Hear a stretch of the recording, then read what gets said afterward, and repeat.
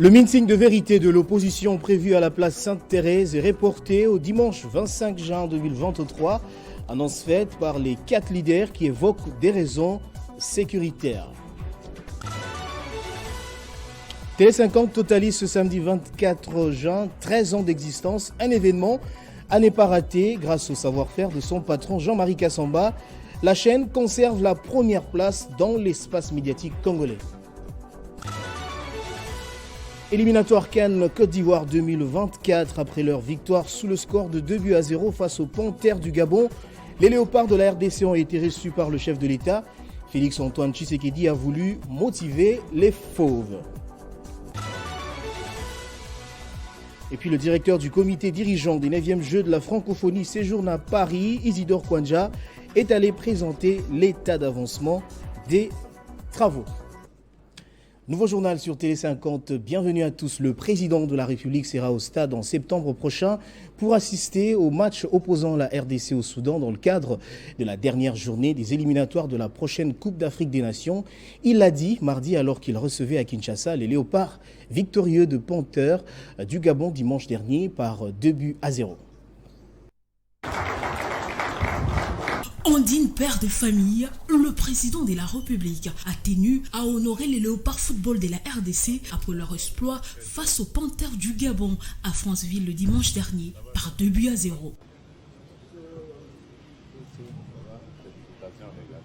Une victoire à la saveur d'une qualification pour le Fauve, pourtant moins favori avant de jouer cette 5e journée des éliminatoires à la Coupe d'Afrique des Nations Côte d'Ivoire 2023, étant dernier du groupe.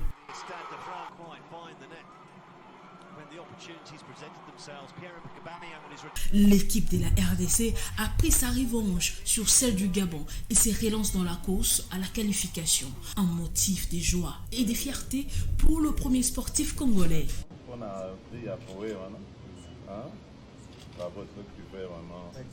Félix-Antoine Tshisekedi a ainsi encouragé ses ambassadeurs ce mardi à la Cité de l'Union africaine à Kinshasa. Il leur a promis le soutien total du gouvernement pour la suite de cette campagne.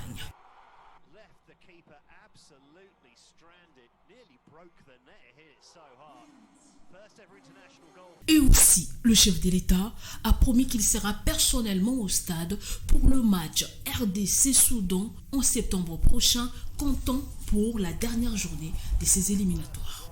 Deuxième au classement actuellement, la RDC a beaucoup de chances de qualification, surtout après la victoire ce mardi de la Mauritanie en déplacement face au Soudan.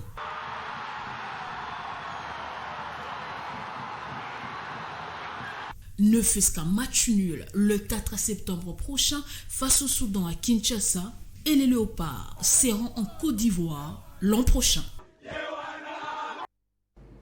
Et puis le meeting de Moïse Katumbi, Augustin Matata, Délice Sanga et Martin Fayulu, initialement fixé au 17 juin, reprogrammé pour le 24 juin, aura finalement lieu le dimanche 25 juin. L'annonce a été faite par l'équipe de communication de l'engagement pour la citoyenneté et le développement SID de Martin Fayulu qui justifie ce report par des raisons, dit-elle, de sécurité. Ce meeting aura lieu à la place Sainte-Thérèse dans la commune de Ndjili. Le ministre d'État en charge de l'intégration régionale Antipas Moussania Moussi a échangé mardi avec l'ambassadeur suisse autour des défis sécuritaires et humanitaires que la République démocratique du Congo doit relever au sein des organisations régionales dont elle est membre. La Suisse entend apporter son aide humanitaire aux populations déplacées de l'Est de la RDC. Le diplomate suisse a profité de cette visite de courtoisie pour discuter avec les ministres d'État en charge de l'intégration régionale, Moussania Moussi, sur l'intégration de la République démocratique du Congo au sein des différentes organisations régionales, l'impact et les défis à relever, les différents sommets auxquels la RDC a participé et les sommets quadripartites qui se tiendra à Luanda le 27 juin pour l'harmonisation des réponses régionales à la situation de l'Est. Donc de parler de l'intégration régionale, des différentes organisations régionales dont la RDC fait partie, évidemment aussi des grands sommets et rendez-vous qui sont prévus ces prochaines semaines aussi, qui sont très importantes, j'imagine, pour la RDC aussi. Donc c'est une excellente opportunité pour faire le point sur ces défis. On a évoqué aussi la situation sécuritaire à l'Est. Le ministre m'a parlé aussi de la table ronde qui est en cours actuellement. Sur la question des déplacés internes suite à l'agression rwandaise, l'ambassadeur suisse reconnaît que 6 millions de déplacés internes, c'est trop, raison pour laquelle la Suisse s'est engagée à appuyer les actions humanitaires. L'aide humanitaire, c'est une des priorités au pays. Je dis malheureusement une des priorités. On aimerait bien faire beaucoup plus de coopération bilatérale, du développement, mais la situation avec les 6 millions de déplacés internes nous oblige aussi de faire beaucoup d'humanitaire. Donc c'est quelque chose qui nous tient à cœur. Le ministre d'État en charge de l'intégration régionale est revenu au cours de cette audience sur les efforts menés par le président de la République Félix-Antoine Tshisekedi et le gouvernement dans le cadre même de l'accord cadre d'Addis Abeba qui recommande à la RDC des réformes structurelles des institutions de l'État, y compris les finances, approfondir les réformes du secteur de sécurité, particulièrement en ce qui concerne l'armée. Le ministre a souligné aussi l'importance de l'appui financier des partenaires de la RDC pour mener à bon port ces réformes. J'ai annoncé au sommaire, Page Rose, Télé 50 totalise 13 ans d'existence ce 24 juin. Sa ligne éditoriale inspirée et dictée par son directeur général Jean-Marie Kassamba est la défense des intérêts de la République démocratique du Congo et de ses institutions représentant la fierté du pays dans le secteur des médias. Votre chaîne s'est également imposée comme le véritable miroir de la société congolaise. L'excellence, la qualité et le professionnalisme, 3 concepts définissant au mieux ce bijou aujourd'hui, devenu une référence pour plusieurs autres médias, ceci grâce au savoir-faire de son visionnaire et directeur général Jean-Marie Kassamba. 13 ans jour pour jour, Télé 50 a su s'imposer comme un véritable média miroir de la société congolaise et africaine en apportant une nouvelle donne à l'espace médiatique congolais. C'est vraiment simplement congolais, parce que c'est une bonne chaîne qui a innové, qui a su montrer que la République démocratique du Congo est vendable. C'est la Télé 50 qui l'a fait. 50 a su montrer à la face du monde que les Congos, on peut investir au Congo, on peut rester au Congo et être quelqu'un au Congo. Avec un contenu riche, teinté d'une grille des programmes diversifiés et une ligne éditoriale basée essentiellement sur la défense des intérêts supérieurs de la nation et des institutions du pays, la télévision du cinquantenaire est la toute première chaîne d'information économique, sécuritaire, sanitaire et politique fiable, traitée en toute objectivité et impartialité en prônant la libre expression. Dans un contexte de guerre médiatique provoquée par l'agression rwandaise, Télé 50 s'est engagé à défendre l'intégrité territoriale de la République démocratique du Congo. Télé 50 est arrivé ici. Toutes les autres chaînes se réfèrent à elle. Et donc, nous sommes très fiers d'avoir un compatriote qui a créé une chaîne nationale, une chaîne privée, mais à la dimension nationale, mais qui fait la fierté de notre pays, au Congo comme ailleurs. Leader hier, aujourd'hui et demain, Télé 50 demeure simplement congolais. Plus d'activités d'exploitation des mines jusqu'à nouvel ordre dans la province du Nord Kivu, précisément dans la cité de Rubaya. C'est ce que rapporte le porte-parole du gouverneur Constant Dima dans un communiqué de la ministre qu'il a lu et rendu public ce mardi. Je vous propose de le suivre dans ce propos recueilli. Communiqué officiel.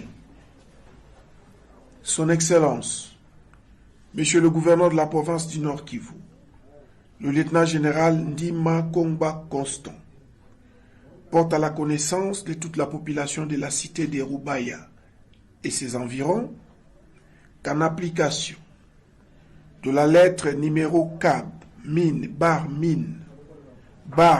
ANSK 01 100 01 2023 du 15 mars 2023 de son Excellence Madame la ministre des Mines, les activités d'exploitation minière demeurent suspendues dans le périmètre 4731 jusqu'à nouvel ordre. En conséquence, toute personne qui s'adonnerait à l'exploitation clandestine s'expose à des sanctions sévères. Faites à Goma. Le 15 juin 2023, Ovid Pierre Lité, directeur du cabinet.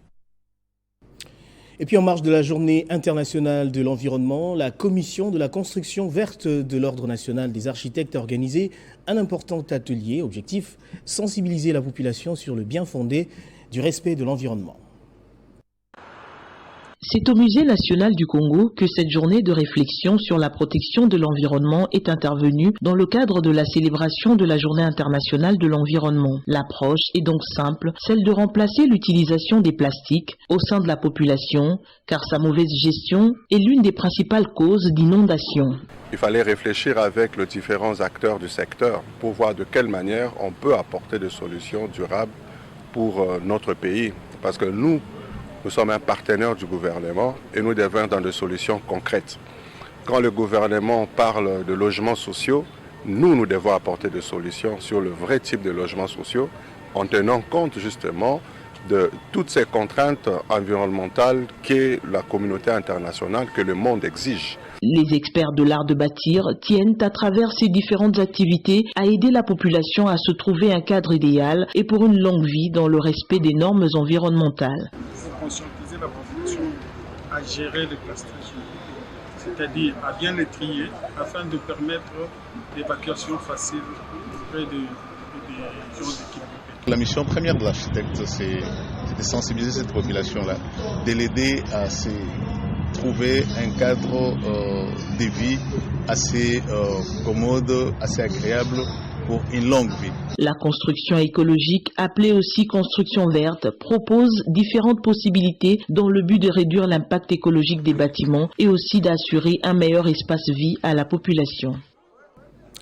Le quartier Kindélé dans la commune de Mongafula ne dispose toujours pas d'un marché qui puisse permettre aux vendeurs de bien fonctionner et de vendre leurs produits dans les meilleures conditions. Une situation qui inquiète la population qui en appelle à l'intervention des autorités. Le 15 mai dernier, certaines régions de la République démocratique du Congo ont entamé la saison sèche. Celle-ci s'amène avec un certain nombre de changements. Et dans cette période, il est conseillé de consommer beaucoup de fruits d'hiver pour prévenir les maladies. Cependant, qu'en est-il de la conservation de ces aliments? Divine Bala a fait ce constat dans le marché de Rompoingaba. Les fruits sont d'une grande importance dans la vie humaine grâce à sa richesse en vitamines et minéraux. Selon l'Organisation mondiale de la santé, il faut consommer au moins 400 grammes de fruits par jour pour tirer pleinement parti de leurs effets bénéfiques sur la santé et la nutrition. En 2017, une étude de l'OMS a démontré environ 3,9 millions de décès dans le monde pour insuffisance des consommations de fruits. Pendant la saison sèche, plusieurs fruits deviennent rares et d'autres apparaissent sur le marché. À Kinshasa, la conservation de fruits d'hiver fait défaut. Au marché Ngaba par exemple, le vendeuse évoque l'absence d'un lieu aménagé et approprié pour l'exposition. Les fruits sont bien car ils protègent contre plusieurs maladies dans le corps et servent à conserver longtemps les os. Que Dieu nous protège tout simplement puisque nous n'avons pas d'étable pour vendre dans de bonnes conditions ces aliments. Nous ne vendons pas à l'aise. Parfois, le policier nous disperse, mais tout ça, c'est pour avoir quoi nourrir nos foyers. Nous demandons aux autorités de nous faire de table. Le fruit à consommer surtout pendant cette saison sèche sont les oranges en première position, puisqu'ils ont plus de protéines et donnent la force aux os, et pour ceux qui ont des problèmes de nutrition. Et je demande à tout le monde de s'en procurer. Retenons que les fruits sont indispensables pour chaque individu. Il est conseillé d'en consommer chaque jour avant le repas pour permettre une bonne digestion. Les fruits permettent d'éviter le cancer, l'obésité et les maladies cardiovasculaires selon l'OMS. En bref et en images, préparatifs des 9e Jeux de la francophonie, Isidore Kwanja se trouve présentement à Paris en France. Le directeur du Comité national des Jeux de la francophonie qui auront lieu à Kinshasa le mois prochain est parti présenter l'état d'avancement des travaux au Conseil permanent de la francophonie. Au Sénégal, après le gouvernement et la coalition de l'opposition, le parti PASTEF d'Ousmane Sonko a à son tour livré hier sa version des violences meurtrières du début du mois après la condamnation du maire de Ziguinchor à 2 ans de prison. Le bilan officiel est fixé justement à 16 morts, 30 selon les PASTEF pour qui l'État est le seul responsable. 36 pages et 22 annexes dans ces mémorandums présentés en Wolof, en français et en anglais. Le PASTEF revient sur les procédures judiciaires contre Ousmane Sonko, la traque des militants du parti ou encore les recours par le pouvoir à des hommes de main, des nervis pendant les manifestations. Ousmane Sonko est toujours bloqué à son domicile de Dakar, séquestré depuis 20 jours, selon le PASTEF. Il demande une enquête indépendante sous l'égide de l'ONU et de l'Union africaine. Le parti d'Ousmane Sonko a également annoncé une saisine de la CPI, la Cour pénale internationale, via l'avocat français Judat Branco. C'est de la fanfaronnade avait lancé le ministre des Forces armées, Sidiki Kaba, jeudi dernier. Dans ces contextes de tensions politiques lantantes, les journalistes Pape Ndiaye et Serine Saliou ont été libérés hier mardi et placés sous contrôle judiciaire. Ils étaient en détention notamment pour diffusion de fausses nouvelles. La coordination des associations de presse a sa journée sans presse annoncée pour vendredi. Le comité d'organisation des éliminatoires de la Coupe Davis Cup de tennis Zone 5 Afrique a pris rendez-vous au cercle de Kinshasa avec les médias pour expliquer les contours de ce tournoi qui démarre déjà ce mercredi 21 juin 2023 dans la capitale. Une première organisation pour la RDC qui accueille ce tournoi avec la participation de 12 pays africains. 12 nations sur la ligne de départ, Kinshasa est déjà prête à abriter les éliminatoires du mondial Davis Cup Zone Afrique 5. Donc il faut donner de l'émulation aux jeunes qui nous suivent parce qu'il y a beaucoup de jeunes ici. Vous avez vu dernièrement, il y a 2 jours, il y a des jeunes qui étaient partis jouer un Open ITF à Brazzaville qui sont rentrés, qui étaient quand même classés. Et puis voir les autres comment ils jouent. Face à la presse, les organisateurs expliquent le mode opératoire de cette compétition de tennis. Je vous informe que le ministre des Sports avait déjà envoyé au niveau du budget pour engagement, donc au jeu de lettres. Et aujourd'hui, je venais de recevoir aussi les bons d'engagement du gouvernement, du ministère du budget. Pour cet événement de grande envergure, la Fédération congolaise de tennis attend du gouvernement son accompagnement. Qu'en est-il des aspects techniques de l'épreuve? On a 12 équipes, donc on aura 3 équipes par groupe qui vont se jouer entre eux et le premier du groupe, les premiers des groupes vont jouer les playoffs samedi. Ça veut dire 4 groupes, donc 2 rencontres. Et puis le gagnant va monter au groupe 4. Au total, une 50aine d'athlètes sont attendus pour ce tournoi qui va se dérouler sur la surface battue du cercle de Kinshasa de ce mercredi 21 juin.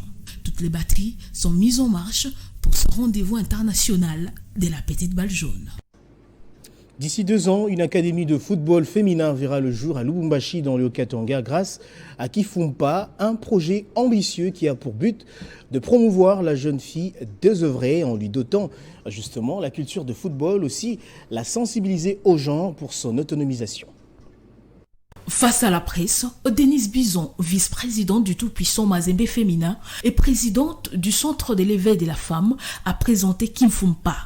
Un projet innovant qui va accorder la chance et la valeur aux filles, surtout à celles de la rue, par la pratique du football. À réfléchir et à dire, il faut chercher de donner à les filles du Congo un avenir différent, un avenir, un futur totalement différent, de la chance. C'est la raison pour laquelle je pensais de créer un projet pour donner surtout à les filles l'égalité des sexes à travers les sports, à travers le football. Et ce projet, il s'appelle Kifumpa. L'objectif final, c'est de suivre les chemins de la KFA, les chemins du président Moïse Katumbi.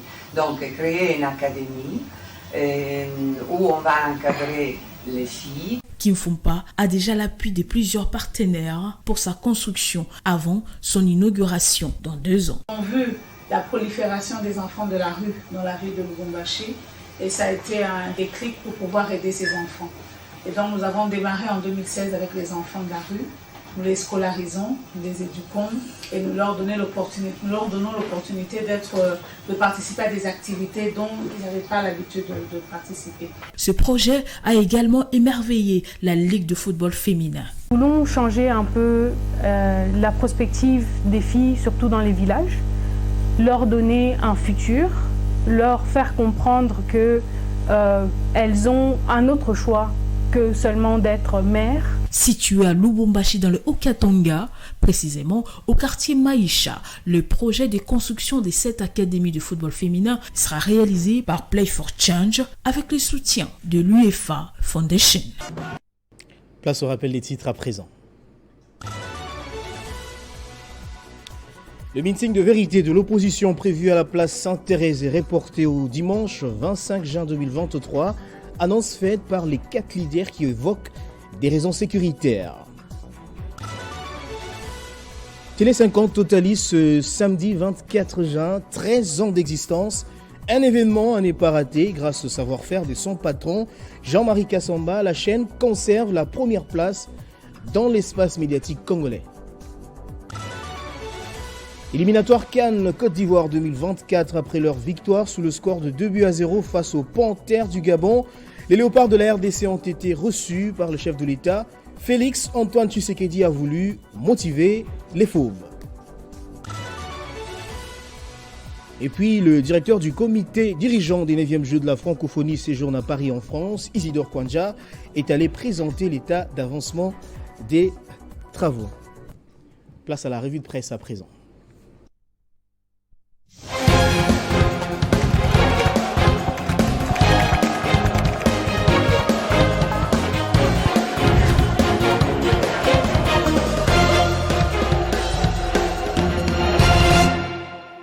Comme annoncé, on va prendre à présent la revue de presse avec Moïse Chamala qui va me rejoindre sur ce plateau à qui j'ai dit bonjour et bienvenue. Bonjour Christian et merci, bonjour à tous ceux qui nous suivent dès partout en RDC. Alors parmi les sujets que vous avez retenus, le premier donc, agression rwandaise, les États-Unis saluent le rapport des experts des Nations Unies. Effectivement Christian, il aurait fallu beaucoup de temps pour qu'il y ait cette réaction musclée de la part des États-Unis. Mais commençons avec cette une du quotidien Forum des As qui titre Washington renvoie dos à dos Kinshasa et qui égalise, saisissons les rapports définitifs du groupe d'experts des Nations Unies sur la République démocratique du Congo. Les États-Unis ont, dans un communiqué de presse rendu public ce lundi 19 juin, condamné les violences qui ont fait tant des morts, des blessés, des personnes déplacées et vulnérables dans la partie est du pays. Dans ces documents, Washington insiste sur le fait que tous les auteurs des actes doivent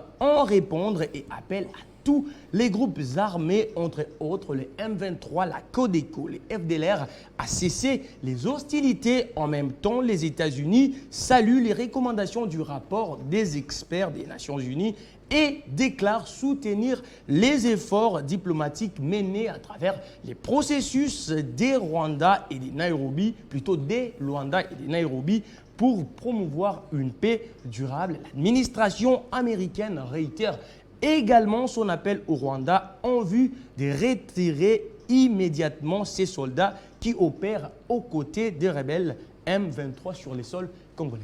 Alors, le deuxième sujet que vous avez également retenu, dossier Boukangalonzo Matata Mponyo, pas toujours à l'abri. Effectivement, Christian, jusque-là, les sénateurs n'ont toujours pas trouvé d'issue pour sortir dans cette affaire des Boukangalonzo. Voyons la une du quotidien L'Avenir, Matata Mponyo, toujours dans les viseurs de la justice. En effet, les procureurs près la Cour constitutionnel, Jean-Paul Mukolo a saisi à nouveau les bureaux du Sénat pour solliciter l'autorisation d'instruction judiciaire à charge du sénateur Augustin Matata Mponyo. Devant les bureaux de la Chambre haute du Parlement, Jean-Paul Mukolo a justifié sa demande ce mardi 20 juin de poursuivre par l'existence des faits nouveaux contenus dans un rapport des inspecteurs des finances, membres de la commission des contrôles sur la gestion du parc des Boukangalonzo. Ces rapports fait état d'infractions de faux et usage des faux et des détournements des deniers publics à charge du sénateur Augustin Matata Pogno. Après l'audition du PGR au Sénat, les bureaux de la Chambre haute du Parlement n'ont pas jugé accorder une nouvelle autorisation des poursuites, étant donné que Matata Pogno n'a toujours pas recouvert ses immunités levées dans un autre dossier judiciaire. Et puis cette question que vous vous posez dans votre revue de presse, justice, Franck Diongo, un complice ou une victime? Effectivement, c'est un boom du côté de l'opposition. Regardons cette une du quotidien Africa News qui titre « Franck Diongo, l'arme cloche Christian ». Après Salomon Kalonda et Jean-Marc Kaboun, Franck Diongo allonge la liste des prisonniers politiques. Selon ces journaux, l'opposant et président du parti politique Mouvement Lumumbiste Progressiste a été arrêté ce mardi 20 juin au croisement des avenues Willery et Cabinda à Kinshasa. Selon des sources citées par Africa News, l'ordre d'arrêter les présidents du MLP a été donné par les colonels Kassongo Longange du camp Lufungula. Selon les gardes du corps de Franck Diongo, ces derniers revenaient d'un deuil auquel a également assisté le président de la République, Félix Tshisekedi. C'est juste après les deuils que cette arrestation est survenue lorsqu'il regagnait les sièges de son parti. Mais plutôt 7 sur 7, les médias en ligne dit que ces derniers a été cité plus d'une fois dans les dossiers Salomon Kalonda qui se trouve entre les mains de la justice militaire. Une source de 7 sur 7 qui a requis l'anonymat dit que Franck Diongo a été plus d'une fois contacté sans succès par les services habilités pour écouter sa version des faits, étant donné qu'il a été accusé complice. À en croire ces médias, l'attitude du président du MLP n'a pas laissé des choix au service des sécurités. Moses Chamala, je vous remercie de votre belle présentation. C'est moi qui vous remercie, Christian Kalangi. Merci également à vous de nous avoir suivis depuis Pékin grâce à Télé 50.